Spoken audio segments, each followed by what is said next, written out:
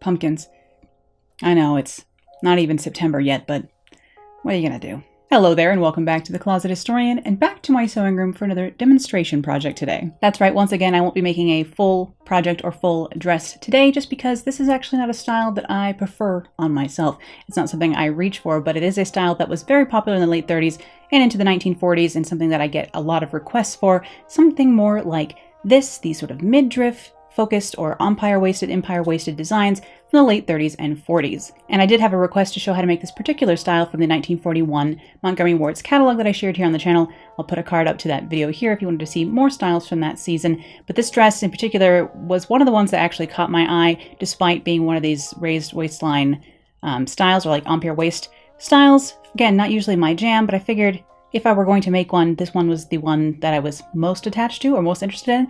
So I might as well give it a try. Maybe I'm wrong and I will like this on me in the end, but we'll just have to see. Let's jump on over to the blue patterning table of doom and I'll show you how to construct a style like this. Now, shockingly, I know, we're going to be starting off with my basic 2-dart basic bodice block here, as we so often do. So here I have just a tracing of that, and I'm going to cut out of some alphanumeric here so we can get started. Starting with my basic block tracing here, I'm going to extend my dart legs to the apex here because I'm going to be moving these darts around. Again, no shocker for me. And to start off with, I'm just going to go ahead and open the waist dart into the side as well. I just want to close up the waist so that I have like a smooth area to work with so that I can draw the midriff whatever way I want it to be. So I'm going to move this dart out of my way for now, and then I'll just use it and move it around again later. Because you know how I like to move darts around. It's no trouble to move it more than once, so I'll just clear the area down here so that I can make whatever shape I want. And I could fill this in and just have a side dart if I wanted to. I'll just make sure my dart legs are drawn to the apex for this area too. But again, now I just have a huge side dart and no waist dart. But no waist dart means I have all this smooth area down here to play with and draw in whatever shape of midriff I want. If I wanted it to be straight across, if I wanted it to be curved, any shape you really want down here, you can probably make it work. Especially, I mean, if you do something more complex, probably have to make a mock-up, but I'm just going to be making this little peaked design like our style from 1941 here. So just drawing a line that's about 2 inches, or like 2.5 with seam allowance, at the side seam, and then about 4 inches in the center front. So a little bit of an angled peaked front here. And then I'm going to add seam allowance to either side of this, both to the midriff and onto the top pattern piece as well, or the like rest of the bodice, because of course anytime you cut the pattern apart, if you're going to sew it back together, you're going to need seam allowance. So here's my midriff front. This is still my center front here, and I will still be cutting this on the fold, even though above this, for this particular dress from the Montgomery Ward's catalog, it has a little zipper in here, so you'll see me do that today too. This is a little bit more of a complex design, but it's still completely doable. And any of the types of modifications you're seeing me do here, the midriff here, I'll do a little bit of a change to the neckline. I'll be doing a different kind of sleeve today. Any of these things, you know, they could be mixed and matched and done in different ways. But here I'm going to draw a line 90 degrees up from the angle of the midriff to the apex as my first dart tuck I'll be creating here, like the pattern image. I'm going to come out 1.25 inches from that and draw another straight line about 3 inches out, and then connect that to the apex with a little angled line. We're just doing this kind of funny little circus tent of darts in here, and you'll see how I open these up. And don't worry about them being a sort of funny shape like this, because we're going to be using these as tucks and not actually sewing the darts. You can have these little cantilevered dart openings. The reason I know that this is possible is because I was looking through Modern Pattern Design by Harriet Pippin. It is a pattern drafting and sewing book from the 1930s and 40s, I think, are when most of the editions are from. I think I have a 40s edition here in the studio, and so I was referencing that to see how this kind of thing was done, where you have these almost darts or tucks that don't point directly towards the apex, they point to nearby, and it's because the end of this tuck or dart still does go to the apex, but the rest of it is straightened off parallel to whatever's next to it, I guess. Hopefully that makes any sense, like I always say. This stuff is going to need proper shaping, so I'm going to go ahead and fold these tucks closed and then cut off the excess like I tend to do when doing darts, for example. Although again, these won't be actually sewn in as darts, you'll see later. You can see in the image here from 41, they almost look like pleats, not like they're sewn darts. So we'll be doing that. And basically the shape is held in place by attaching the midriff, really, if anything. So these are my little tucky doohickeys here along the bottom of the bust. And now I can start making modifications to other areas of this, like the neckline. So I'm going to need to build this up a little bit. This is almost, the way this like slightly raised neckline is done here, it's almost like a faux or like grown on stand collar up here. It's just curves up along the neck a little bit. You can see that in our image here. And this zipper, I don't think goes all the way around like that. I mean, you could make it if you wanted to. But the way this is done is almost like a cowl neck. So you come out a ½ inch along the shoulder seam here, and then 2 inches down the center front like this, and just curve this like you see here. And you're going to open that up and hinge it, and you're going to hinge it out, or like open 2 inches here. And I'm going to tape that down to some paper. So in between where this is like is hinged open along the center front, you want to have a 2-inch gap. And for this neckline portion, I am just following instructions from Pattern Making for Fashion Design by Helen Joseph Armstrong, and that's how I'm getting this information for doing this neckline, or like as a guideline for doing this neckline, I suppose. And they suggest to raise this neckline up here at the shoulder seam 1.5 inches, so I've done that. And then they have like a curved line come from the point of the original neckline down back to the center front, but because their neckline finishes like with more like a faux like turtleneck kind of look, and I just need this to curve in, so I'm using this as like a guideline and then curving the neckline back down into the center front, I suppose. So you can kind of see that. Part of this I am kind of like winging. I've never made a pattern particularly like this one before, because again, this is just not sort of the styles I go for normally. So this is me experimenting a little bit today, but spoiler alert, mostly it works out. Following the directions, that's why sometimes people ask me like, why did you do this? And the answer usually is either, unfortunately, the answer is usually either because I saw that's how the book did it, or 2, I made it up and it worked. So unfortunately, I don't always have a good reason for why I do the things that I do. I wish there was a good like physics reason for everything. Sometimes there is. It'll be like, because this would block this. And I'm like, oh, good. I'm glad I have a reason, but I don't always have a reason. But here I am tracing the back, and I'm going to use the midriff from the front to make sure that that will match up with the side seam. And then I can again just draw this to be peaked in the back. You'll see I still have my waist dart here, and this is just the other way to do this, is to leave the waist dart right where it is, and then you'll layer up the pattern piece. I'll show you this sort of method for doing this as well. I personally prefer the method that I used on the front, to just move the dart out of the way until I'm done with that area. But you must do what feels best to you, of course. You must do what you feel is right, of course, as Obi-Wan Kenobi would say. See if we can get any more of me quoting Obi-Wan every time. It's just true, all right? And again, I'm going to cut apart the midriff from the rest of the bodice here. And again, because I will be sewing these back together, I'll need to add seam allowance there. But to close up this dart down here, I'm just going to cut it apart and close it up. So that's the other way to do these sort of midriff style pieces here. And then I will need to add again seam allowance to this. And there's like a little bit of peak where they overlap, but I'm just going to smooth that out when I add seam allowance here. But again, you can see how the line is like not perfectly straight like the one on the front is. You won't really notice this much on the body, but I just prefer to move the dart out of the way instead of doing it this way. I think I learned to do it this way when I was in school, but whatever. I'll do it whatever way I want now. The thing about pattern drafting and sewing, and because there are so many different methods, and because people have been doing this a long time, and you know they teach it differently in Paris than they do in London, than they do in Italy, than they do in like different states here in the U.S. I went to school primarily in California and in London and Paris, and in all places I had classes where they're like, this is how this is done, and this is the only way it's done, and in all places it was different. So, you know, like piracy, things with pattern drafting and sewing, it's they're more actual guidelines as opposed to rules, you know? And then we're going to use the front here to trace the back shoulder seam, just because I need that to match up, so no problem, just trace it from the front, using that as a guide. And then I'm just going to, again, leave my neckline a little bit raised here in the back, because my back block, like I always say, the neckline's too low on that cardboard version, so might as well raise it up anyway, while we're here. And I'm just going to leave that little dart, that like the little tiny bit of the dart that was left on the back pattern piece, I'm just going to leave that there and sew it as a tuck for this mock-up today. Felt like leaving it there as a tuck made sense because we have the tucks in the front, so it was kind of like on theme, as it were, to leave it there. You could sew that dart closed if you wanted it to be perfectly smooth back there, or you could do it as gathering if you want, or move it somewhere else entirely, whatever you wish. But here I am just tracing a facing, actually, real quick here. So I'm just laying a piece of paper on top of my pattern and tracing a 2.5 inch wide neckline facing for the back neckline here. It's really weird to have this curve at the shoulder seam where it like extends up onto the neck a little bit because it's just a bit raised there from that neckline modification we did. So I have the back neckline facing now, and now I can make a facing for the front as well. And then I'm also noticing, oh, if this is going to have this zipper down the center front of this, it's going to need seam allowance. So I need to add seam allowance to my pattern piece as well. So we'll do that, and then I will trace facing. So you will see that here as well. It's kind of a strange order of operations for putting this bodice together, because I need to have the neckline finished before I can sew the top of the front to the bottom of the front, to the midriff itself. So I need to put the facing on so much earlier in the process than I normally do.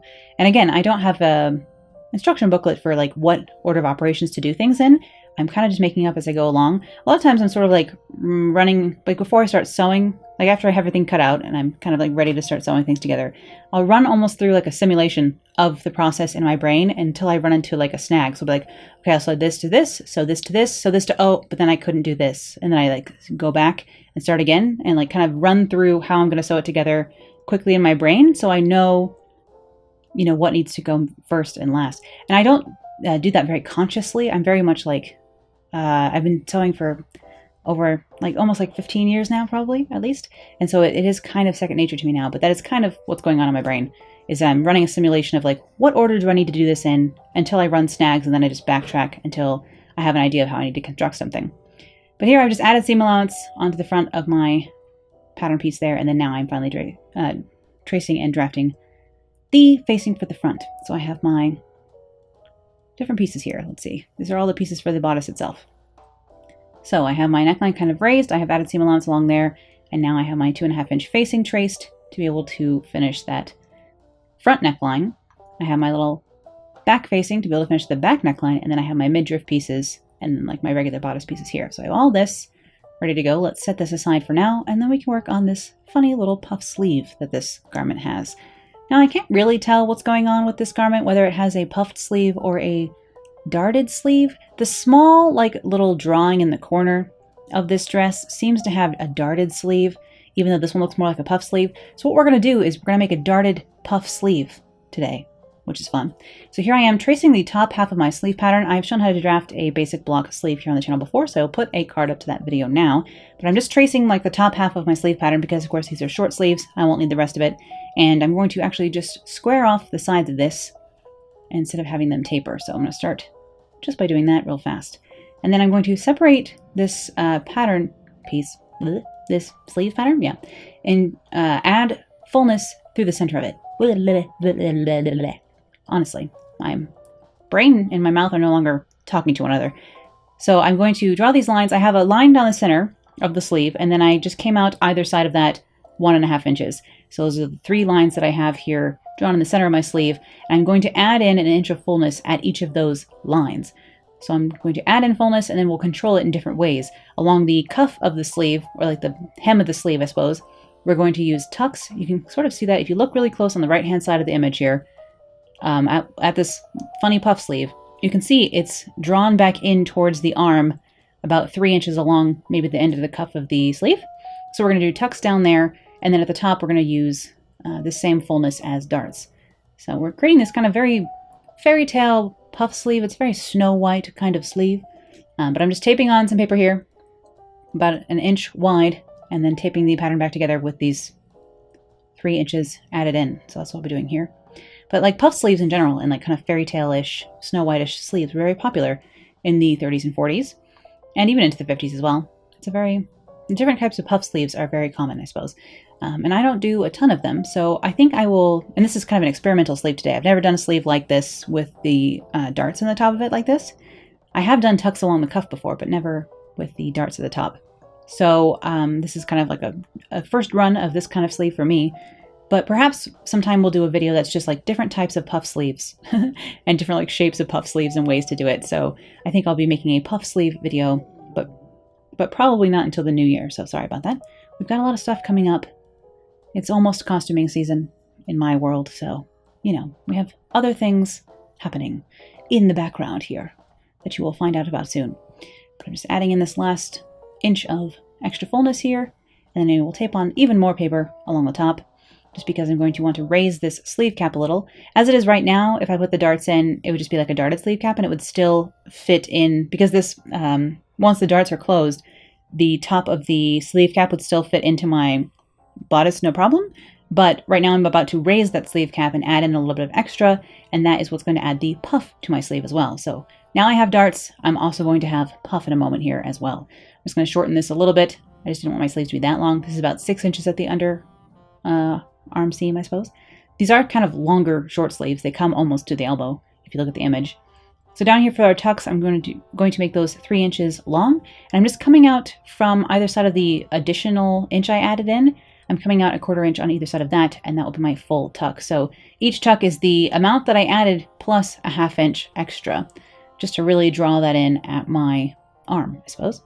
And depending on like your arm measurement, kind of depends on how much you can, like how tight you can make these cuffs, of course. But I didn't want to go too dramatic here or anything like that. So you'll see how this fits me in the end, at least. And then up here, here's the problem. The camera cut out, of course. Love that for us, right? So in the center of this sleeve, I came up 1.5 inches, and then I made my little darts within that inch of fullness of each of those 3 sections, and I brought them down a 1/2 inch into the original sleeve cap. So hopefully you can see what I did here by looking at this, because unfortunately I lost the footage, which is why, or like it didn't record that moment, unfortunately. And which is why I'll be making a whole separate video sometime about darted sleeves and puff sleeves, because this is my first trial run of it anyway. You can see it's kind of a mess. So really, you know, you want me when I've perfected something, not when I'm learning, right? You know, I'm supposed to be teaching here, not learning. It's a little of both. But I'm going to go ahead and pin these little short 1.5 inch long darts that are within that inch of extra closed, and then I'm going to notice that I'm needing a little bit of extra seam allowance up here, so I will show you what I'm about to discover in a moment. But here I am just like playing with the pattern because I'm like, is this going to work? Because I have no idea. I'm just going to pin these closed for a minute, and then I notice that like I need this shape to continue a little bit, like I need a little bit wedge of paper here, or like fabric eventually. So I'm going to add on a tiny bit of paper and refold and repin that dart to see exactly the shape I need up here. This is a little bit more trial and error with the sleeve today. The bodice, I know how to do. The sleeve, I was like, I'm kind of making this up as I go, and we're hoping for the best. Again, I was referencing actually an image that I think is from Modern Pattern Design by Harriet Pippin again, which is just a great book. If you love 1930s and 40s fashion and you are interested in pattern drafting, I highly suggest checking out a copy or looking for a copy. I have a used copy of the book. There also is a scanned copy. It's not like the most organized scan of that book, but it is free. So I'm going to link that in the description of this video if you would like to browse through Modern Pattern Design and see some of the illustrations. A lot of the illustrations are floating around on Pinterest, and I think that's what I was referencing actually is an image from that book that I'd seen on Pinterest. So I will include a link to that image that I was looking at for this in the description as well. You know, when I don't know how to do something, I Google it until I find out how. Either that or if I have a good idea about how something might work, I will just try it and hope for the best. But again, I've been sewing for like 15 years, so I feel pretty confident in my ability to figure stuff out. Luckily. A long time now. So here's my funny darted sleeve pattern. Again, you can kind of see, I'll check out those images in the description to really see how I just made that sleeve cap. Again, it's not like I have an official system for doing it or knew what I was doing. I really am winging it when it comes to this sleeve. So again, more like guidelines than actual rules. It's just, sewing is just like piracy. It's more like guidelines than actual rules. We need to make a t-shirt, but then don't, because there's enough t-shirts in this world. A mug, maybe. Seems a little bit more recyclable, maybe? Are mugs recyclable? Not really. I don't think porcelain's recyclable either. But at least it's quite inert. All right, I'm going to poke through the ends of these tucks so I can transfer the markings down onto my muslin. This is just muslin, like plain unbleached cotton fabric that I'll be making this mock-up out of today. I have heard from a couple of you who are down in Australia that muslin down there is actually called calico still, which I think is what it used to be called up here in the States as well. Or maybe it's just completely regional and other states still call it calico. I don't know. We'll be talking about calico a little bit more here soon on the channel. And I'm just transferring my dart markings up here at the top of the sleeve cap as well. Same sort of idea. These little tiny, very small darts. And then my tucks here, I'm just going to draw these in. Again, I'm just using Crayola washable markers on these. I don't know if this actually washes out. I've never tried, because I only use the marker to mark fabric like this when I'm doing like a mock-up. I don't usually use these markers on fabric if I'm like sewing a final garment, but for mock-ups it's great because it will come off my hands at least. But I'm not sure if it fully washes out of clothes. Parents probably know more than I do. I'm going to go ahead and pinch and pin my tiny darts on these so I can sew those. I'm just going to sew these like any other dart. I'm going to press each of like the 2 side darts towards the center dart, and then the center dart in the middle there I'm going to press like down, split almost like a box pleat, so it's like pressed flat. Hopefully you'll see later when I get to the pressing part of this. But I'm also just going to pinch and pin my tucks here. Just like so, and set this next to the machine so I can sew those. And I'll transfer my markings onto the other sleeve as well. And then I have the rest of my project here. Let's start with the backs. Take the pins out of this buddy. And we can just pin the little tuck here in the backs. I'm kind of marking this as if I'm going to sew it as a dart, because I was forgetting that, no, this is just a little like pleat back here. And you'll notice, spoiler alert, when we get to the end of this and I am modeling this mock-up, that doesn't look A number 1 in the back. Like, it's not the best, this little tuck here. I think it would be better to do this almost like as a box pleat or as gathering, or actually sew the dart, than to leave this little dart as a tuck. It just needs more, it almost needs to be bigger for it to look good. Hopefully you'll see what I mean in the end. And here on the front, again, we have our funny little darts up here that we did. They're like a strange shape, but we're not actually going to sew them as darts. We're just going to use them as pleats here in the front. So no worries at all. I'll just pin these, I'll mark the, what would be dart legs if you were to sew these in as darts. But I don't need to mark the dart points on this at all because we're not going to be sewing them in. We're just going to be folding, and then they get sewn in, they kind of get sewn down and into the tucks, into the tuck pleats, or whatever they would be called, when this gets sewn to the midriff later, or rather the midriff gets sewn onto it, but you will see what I mean later. Again, the order of operations for this style is a little bit more complex and required a little bit of thinking through. So I see that. But again, I'm just pinching these like darts-ish, quote-unquote, closed, and like pleating them down. And then that's all I have to do for those until I sew this to the midriff. So just pinning that in place for now. I'm sorry this video is going up late for those of you who pay attention to that sort of thing. I assume a lot of people just, see a new video comes out and watch it sometime during the weekend and aren't, particularly like waiting for my videos to come out on Thursdays. But for those of you who do, thank you. I do try and have my videos out on like the afternoon on Thursdays every week, but this week I did not make it in time. Too much going on. Way too much going on. Including my kitty is sick, which is really unfortunate. So it means doing a lot of extra laundry currently. She's a little bit of a leaky cat. I have to call her vet again tomorrow. So that's been a fun saga. But here's my facings. I'm going to go ahead and sew these together at the shoulder seams. So again, this is just how this matches up. We have a bit of an interesting thing with this curved shoulder seam. And I will clip these curves and press them flat after this is sewn. So every once in a while I skip clipping a curve, but these ones are small enough that I will definitely be clipping them. But you'll see that in a moment. And now we're over here and you can start sewing that stuff. So I'm going to sew my little tiny darts up here on my sleeve caps. Again, just back stitching at the start, stitching off the end of the dart, and then tying those closed. Again, I just prefer to tie the ends of my darts. Just one of the methods they taught us in fashion school. And the one I liked the most. I felt it gave the cleanest finish. So it's what I use to this day, years later. But yes, I went to several different fashion programs in my time. I did my freshman year of apparel design school, I suppose, out in California at a very small school in Burbank, because they started you on the fashion classes first semester. You didn't have to take like gen eds first. You could start doing fashion immediately, and that is what I wanted. But that school was actually just too small, and I was too lonely living out in LA alone at age 18 or 19 or whatever. So I actually ended up transferring to a school here in Colorado. So I went to a state university apparel design program here in Colorado, and then I studied abroad in London and Paris to, I don't know, further my studies, as it were. So I studied fashion in a lot of places from a lot of different people, which is kind of nice to have that generalized, or like bits of knowledge from everybody, and then just pick and choose what I like best, basically. And now I'm transferring that onto you, and you can take my messy shortcuts or not. It's up to you. Here I am sewing the shoulder seams on my facing. Just half-inch seam allowance on this, of course, as per usual for me.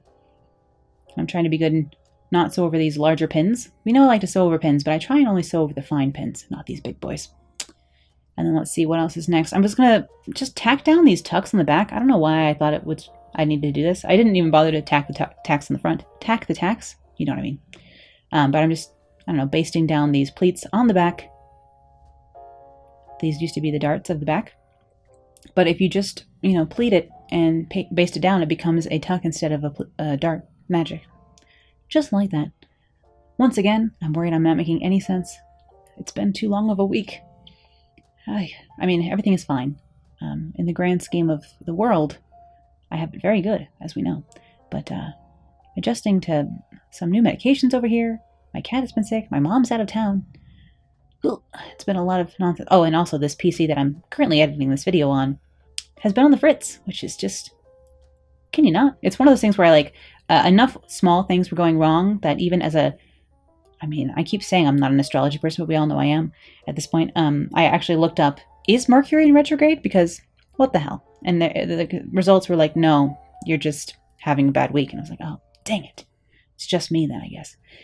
But actually, the next operation for this is I'm going to go ahead and put right sides together and sew my shoulder seams. This seems like a very odd next step because we don't have the midriff on either side, but that's the next step for this is I have the fronts and the backs and I'm going to sew the shoulder seams on those. So here we are over on the machine. You may notice I'm using blue thread on this mock-up.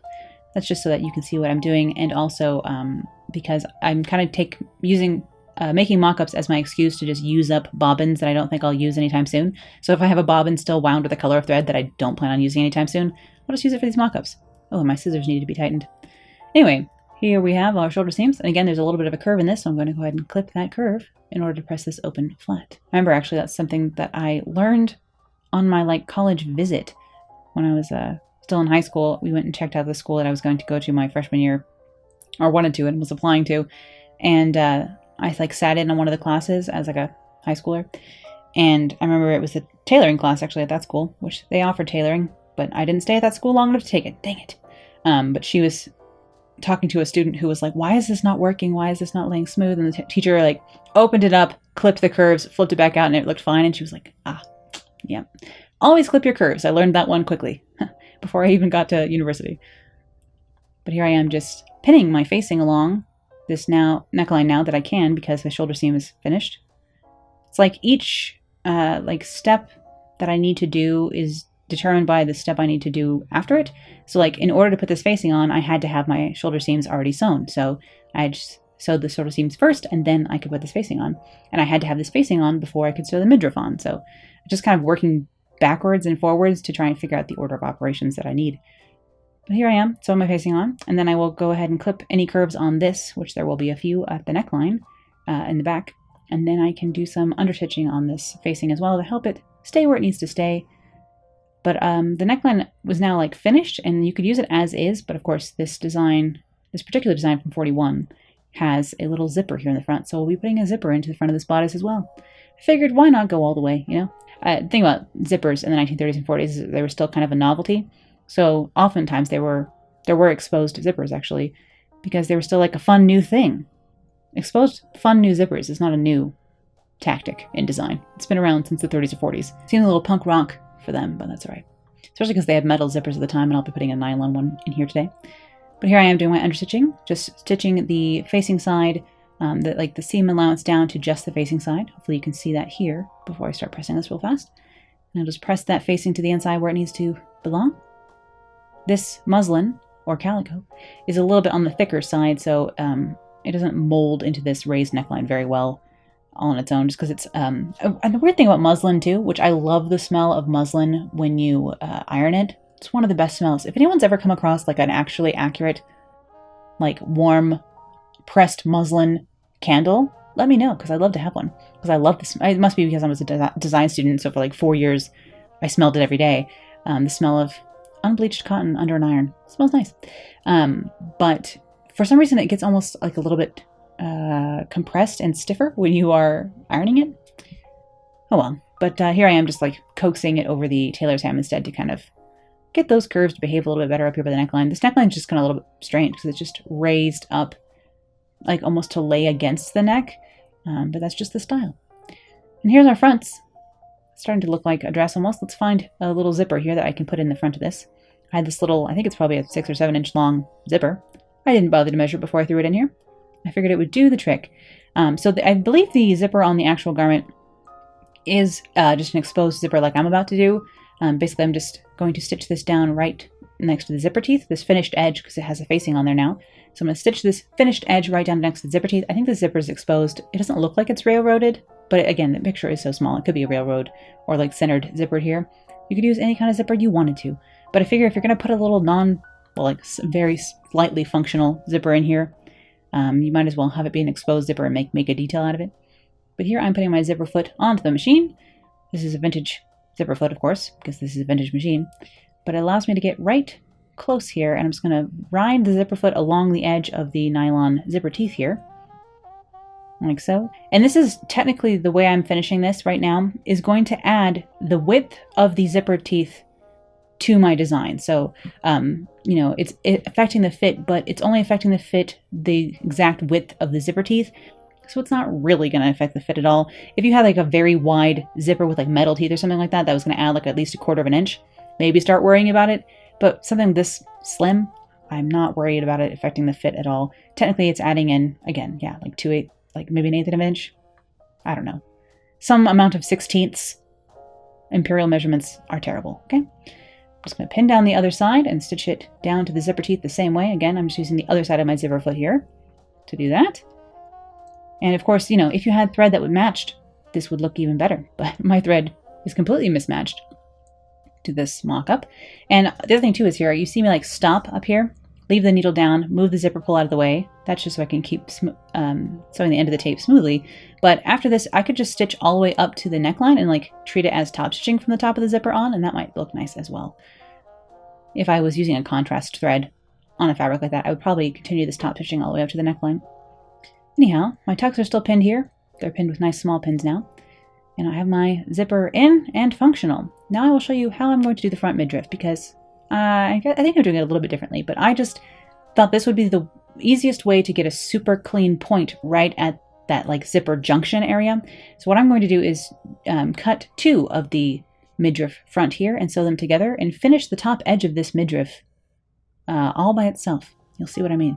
I'm kind of like flatlining this in order to have the finished edge at the top. You will see what I mean. So now that I have 2 midriffs sewn together, I will clip this curve, or not curve, corner, clip my corner here. Clip your curves too, but also your corners. And then I will press this right sides out. Of course, there is no right and wrong side of this fabric, which makes, you'll just have to take my word for it, you know. If I was using a fabric, I would have done that right sides together and then turned it out like this. I'm just gonna grab a knitting needle here to poke the very point of my collar out so that it is nice and sharp up here. The whole reason I'm doing this in 2 layers anyhow. I guess if you had a very thick fabric, you wouldn't want to do it this way, but it's a nice way to finish one of these midriff pieces that has a zipper in the center like this. I totally would not do it this way if we didn't have that zipper in the way, but this is kind of how I was getting around that. I would just sew right sides together and sew this together, but as it is, I want this to have a nice finished clean point right here at the zipper, and I thought this was the easiest way to do it. So I'm going to pin this like finished midriff piece along where the seam allowance would be for the front, or the rest of it, you know? Hopefully you understand what I mean. So I'm pinning this where the stitching line would normally be if I was stitching it right sides together, but instead I'm just going to top stitch it right down onto the rest of the bodice. Oh my goodness. Hopefully you can see what I mean, because this is a bit of a different way to do this, but I just thought it would give the cleanest finish. You know, I don't really care about what the quote-unquote right way to do something is. I just care about the way that is going to give me the result I'm looking for. So that's kind of my philosophy with these things. There are a lot of, again, there's a lot of options in sewing, but I just use what works best for me. And if you have learned to do something one way and you hate doing it that way, like I hated zippers. Like I still don't like zippers, but I hated doing zippers for the longest time. And then I started doing them in a different way, and it made the process like 10 times less painful. So if you really hate any certain sewing process, look it up and see if maybe someone else has a different method that is more suited to you and your needs. You don't have to do it one way or another. So whatever way you end up with nice clothes that you can wear, that's the goal, right? No one's filming you and judging how you do it. That's just me. So now that I have the front midriff dealt with, before I can sew the side seams, I have to deal with the back midriff sections. And I could have sewn these on earlier, but whatever, it doesn't really matter. The order of operations on this one doesn't actually matter. But I'm going to sew these right sides together along the midriff seam. This is how you could have sewn the front too, by the way. Just because I had that zipper there and I wanted that sharp point is why I did it the other way. But if you didn't, like if you had your front piece that was just sewn together along the center front, or you just were having the neckline come down to the midriff at the center front and was finished like that, then you could totally just sew right sides together like this, like I'm doing for the back. So this is kind of the other way to do it, I suppose. This is the normal way to do it, actually, as opposed to just doing that funky nonsense I did with 2 layers in the front. So over here on the machine, I can just go ahead and sew those midriffs on with that 1/2 inch seam allowance. Again, my little tuck here on the back is already like basted, as you can see, but that's all right. I didn't really need to do that, but I guess it's kind of thorough of me to have done so. Not usually one for thoroughness, as we know. Like, you'll never catch me doing stay stitching, for example, which is just because I trust myself. And I don't use a lot of loosely woven fabrics, so I don't usually use stay stitching at all. But I know it is, quote-unquote, recommended. But I'm actually going to do top stitching here on this back midriff piece as well. I wouldn't press those. Movie magic. I pressed them and came back because I had done the top stitching on the front midriff piece, so to match up with the front, I just wanted to make sure this was top stitch as well. So I'm top stitching the seam allowance down to the midriff of the back as well here. Why am I doing top stitching on a mock-up for you? You know, it's just because I love you guys. You're welcome. Again, choosing strange moments to be thorough. That's the moral of the story with me. So now I can finally sew my side seams together. Seems odd to have the front neckline, well, the whole neckline, completely finished before I sewed the side seams, because that's just not usually the order I do things, but this time, it's how it worked out. But with those sewn, I can go ahead and press them open. Let's do that. Once again, it's possible I need a nap. You know, I feel like I always say that, though. It's almost like I need a good long rest. Hopefully coming up here. You'll see what I mean eventually. I'm pulling one of those secretive YouTuber things lately where I'm just like, ooh, there's a secret adventure coming up, and ooh, there's costuming projects I haven't talked about coming up. But of course, there are a few people who know what I'm talking about, because they've heard me ramble on at length over on Patreon. Anyway, on the back of this, I'm actually just folding over one side, like the standardized seam allowance for my pattern, so which is 3/4 of an inch. I'm not going to be putting a zipper down the back of this, but if I were making it into a dress, I would be. So in order to try on this muslin for you, I'm just folding over one side, that 3/4 of an inch, and then I'm marking it here 3/4 of an inch on the other side, and I can just pin this closed along the back. Well, I can't, that's true. I cannot reach behind me and pin this closed. I will have to find another human around my house to pin it closed for me so that I can try this on and show you what it looks like. But of course, all that's left now is to put in our sleeves, like so. Somehow we've arrived at this point already. So I'm going to press open the darts I sewed ages ago now. So again, I'm just splitting that little front one open, or like pressing it down the center, I suppose, and then pressing the other two up towards it. And then down here for the tucks, I am going to press this center one into a little bit of a box pleat, just kind of center it. And then these, I couldn't decide if I wanted to press them towards the outside or towards the inside. But to me, it looked like on the actual dress from 1941, I wouldn't go, this pause here is me going to the computer looking at that image. Looked to me like they were pressed towards the center of the sleeve like this. I'm going to do that. And then I'm just going to hem these really fast. If I were actually making a dress, I would probably turn these twice and hand stitch the hem on this sleeve. For this, I will just be machine hemming them. But let's sew the underarm seam first. So I'll go do that and then bring them back. And then again, I will just turn this bottom edge of this hem on the sleeve up 1/2 inch and sew it down, just so we get an idea of what these sleeves would look like hemmed. You could hem your sleeves in whichever way you like. This is a fact. Once again, more like guidelines. And I'm extra repetitive today. Goodness. That's saying something because, man, imagine having to be my friend and listen to the same stories all the time too. I only have a few. I don't get out much. Just going to press these a little bit so we can get an idea again what they would look like finished. They almost look like, I don't know, hot air balloons at this point. Don't they look funny? With all this extra structure going on. But I can go ahead and throw in a line of gathering stitching, just with the largest stitch length on my machine, along top of these sleeve caps so that I can gather them down to size into my bodice here. Because again, we had raised that sleeve cap up, which adds extra ease into the top of the sleeve cap that needs to be gathered back down. But I'm going to match this up by matching the centered dart at the top of the sleeve cap with the shoulder seam up here. And then the underarm seam, of course, matches the side seam. And then I will pull my gathering stitching down to size and keep my gathering quite collected up near the top of the sleeve cap. I mean, if you were being official about it, you would mark this so that you know, are doing it the same every time. But like, keep your gathering about an inch away from the shoulder seam. I mean, that's a very basic guideline there. Keep the gathering up here near the top. Try and make both sides match. Like what the amount it is doesn't really matter as long as both sides are the same, you know? Then no one will know. And if anyone ever comes up to your garments with a ruler and wants to measure them and like grade you on them, what are you doing in fashions class, you know? Who are these people with rulers? Keep my gathering all arranged up here. These little darts are still in here too, and they give it a little bit of a different shape. The shoulder, or like the cap of the sleeve, gets a little bit peaked and then puffed. It's kind of nice. I kind of like this like raised, almost pointier shoulder. But then again, I like a strong shoulder, as we know. But I will bring that on over to the machine, and I will sew these sleeves on, or in, rather, now that they're set in place. Again, with just 1/2 inch seam allowance, as usual. So I'm just going to set these sleeves in, and then this muslin, this mock-up here, will be done, and I can try it on for you. Because, of course, I'm not going to waste like a couple of yards of muslin to a skirt on this. I've shown how to do both circle skirts and A-line skirts here on the channel before, so you can go ahead and try using the search function if you can't find something of mine, by the way.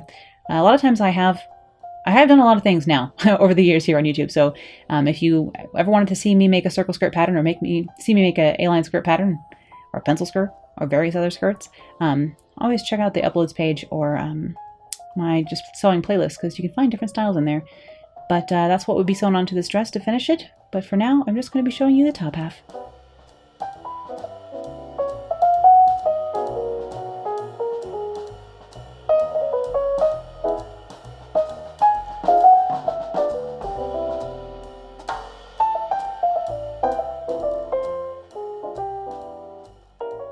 And here is my finished mock-up. You can see the little zipper here and the puffy sleeves with their little dart nonsense and the midriff being all fitted and all that jazz. This is what this looks like on me. Again, not actually particularly my favorite style, just because it makes me feel a little bit top heavy. I like a wide shoulder, but I just don't really tend to like anything that emphasizes the bust, particularly on myself. But that's just a weird quirk that I have. That's a me thing, I think. So I know a lot of you like styles like this one, and I hope this was helpful for showing how to go ahead and draft them. Thank you as always for watching this video today. I'll be back here next week with a little bit of costuming, and I'll see you all then.